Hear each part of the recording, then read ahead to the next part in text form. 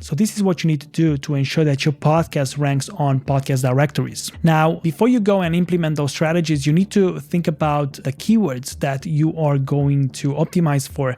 In order to find the right keyword, you'll need to have a little bit of common sense. Like, think about what people are searching, because if you optimize for the wrong keyword, you will rank for it, but is that useful to you, right? We found our keyword. What we want to make sure is that our podcast is in the right category. Apple Podcasts has a list of categories they accept.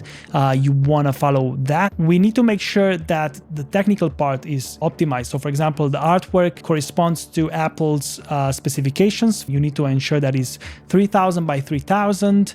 It doesn't have logos and things like that on it. It's clean. It looks professional. You'll want to make sure that you have that keyword in the title in some way.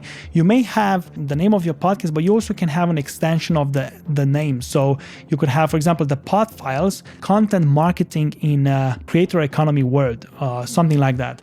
And then obviously I optimize for content marketing and creator economy at the same time, which is really, really good. After that, what you want to do is you want to add your keywords into the description of the episodes. The next part, in the author tag, you could place this keyword in a very subtle way.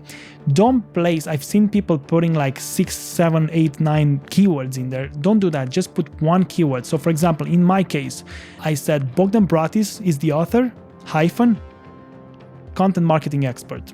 You also want to get reviews on Apple Podcasts because those reviews, they create authority and it's a good indication that your podcast is listened to. Also, if you could have your listeners actually mention the keywords in the reviews, that would also help as well. It is important that people listen to your show. Otherwise, everything that I mentioned is not going to take effect. So you want to make sure that you get downloads on Apple Podcasts and people actually go through the content a little bit. And you can send traffic to your episodes.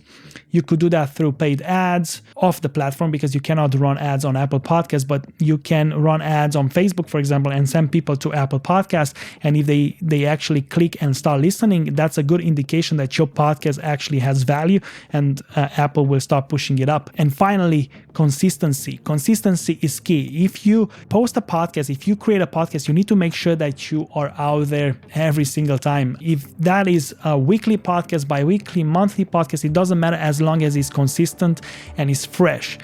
Apple Podcasts loves fresh content, so you want to give it that. So this is what you need to do to ensure that your podcast ranks on podcast directories.